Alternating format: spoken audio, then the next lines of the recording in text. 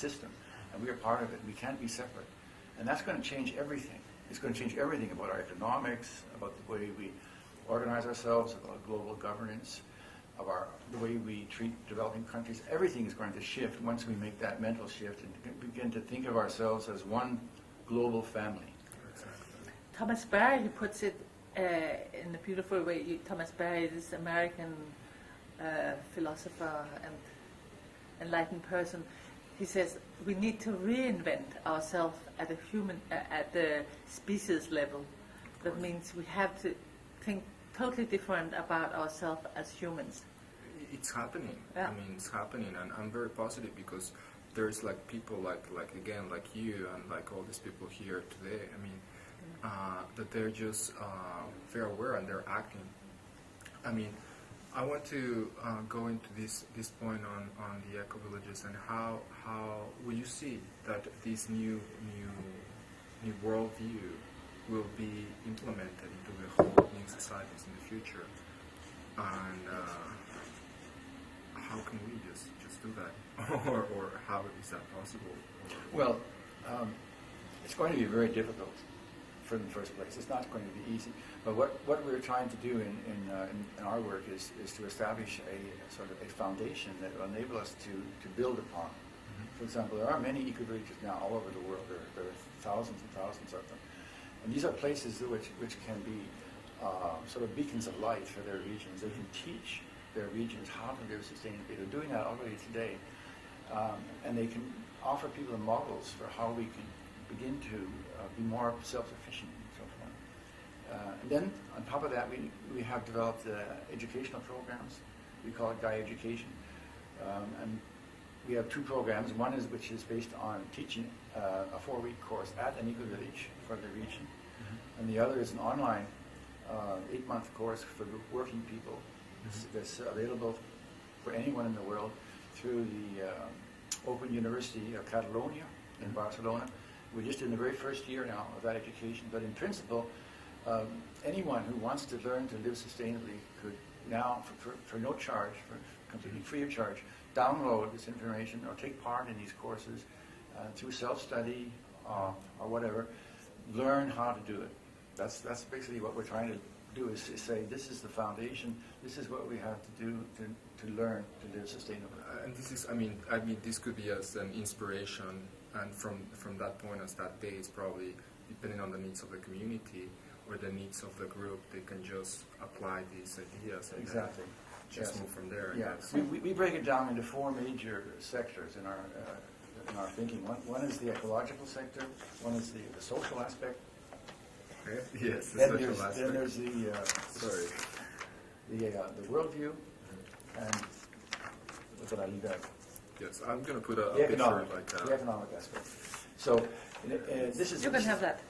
Oh, thank you. This education is built into these 4 sectors, and each one is built has 5 modules. So in this way, what we're saying is that living sustainably is not just about building ecological houses. It's about a holistic approach to life, basically. All these different factors have to be integrated, including things like conflict resolution, and how we can learn to relate to other people in a peaceful way. Yes, social. Yeah. Yes, sorry. Yeah. You could put it another way, that in the discussion now up to the UN climate meeting in Copenhagen, which will be December this year, the discussion is around technology, renewable energy mainly, maybe developing some new technologies, but they are leaving out the social aspects, that by restructuring society you can gain a lot. Findhorn has half the footprint of ordinary settlements, as an example, and they're leaving out the changes needed in the economic system, and they're leaving out that we really need to change our worldview. So they have a very narrow agenda. So if they take on the eco-village concept, holistic concept, then they could have a much more broader agenda, for a more holistic agenda for the discussions of the climate. Yes, I think yes, it's a very narrow agenda. Probably they can learn a lot from you guys. And even agriculture is not inside the discuss renewable energy, but the enormous amount of energy and oil used in agriculture and in producing pesticides and producing fertilizer. It's not part of it. I mean, if all farming in the world became organic, then we could capture a lot of carbon and put it into the ground by building up the mulch. That would be a great way of doing it. Nobody's discussing this. Why not? Well, because there's many economic interests, of course. I mean, and he's not on the. Yeah, but we should. I mean, even the economic, they must have a real interest now in making solutions that are sustainable. For so sure. let's just make sure that we get it onto the agenda, and let us not look upon these people as enemies, because we need to cooperate in this. Well, there's just one planet, and Yeah. and we just have to do it, because Yeah, if we we have don't to. do it, I We mean, have to get all sectors of society to really cooperate in this. The one thing we have to realize too is that the climate is not the only major problem we're facing. It's getting a lot of attention right now. But even if we could magically somehow solve the CO2 problem, we're still facing the problem that, globally speaking, we are consuming roughly 20 to 25% more than the sun can replenish each year in terms of photosynthesis and in terms of the plant and animal life that we're dependent upon. We are in fact living off our natural capital. It's like you inherited a fortune from your father, and rather than living off the interest, you're living off the capital, and that's what we're doing. We're living off our capital, and that is simply not sustainable. But that discussion really, you don't hear much about it. For You sure. only talk about the climate, but if every citizen in the world was to have the same living standard as the Americans, for example, we would need about 4 additional planets. It's simply never going to happen. We'll all be dead, and the ecosystem will be gone long before that. And this is simply a part of the debate that's not getting enough attention. Yes, for sure. I mean, I think the policymakers and all these people, they just forgot to observe nature. I think once they've learned, to observe nature, they can learn about economy. But when you live in a big city like this, there's no way to observe nature. And big conferences, they happen in big halls without even a window, so we can see daylight. Eh? Yeah, That's how we have the kind of life we've been creating. yes, and that's very interesting. And we're talking about all these outer changes. I mean, the planet, the weather. But I think we just have to step back and then just probably go back into the inner changes, though, because if we don't change ourselves, and then we are going to create the same mess.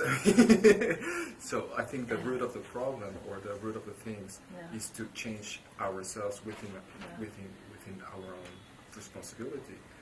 And from that point, I mean, I think the work that you're doing is also very, very inspiring. I was going to say that earlier on when we started talking, that I think that the financial crisis has been really good in that people, all of a sudden, we can discuss greed. For many years, it was like a forbidden word. You couldn't use it. And all of a sudden, everybody realizes that our system has been running on greed. And it's the bankers, it's everybody, it's people investing in things that they knew wouldn't work. They were just hoping that the shares would go up and that they would be part of gaining a little more. So I think greed is the thing that we really need to deal with, because it's become part of our bodies, and we need to get rid of it. Mm-hmm. We need to think in a different way. Yes. And that's part of personal development. That's part of what we really need to work with.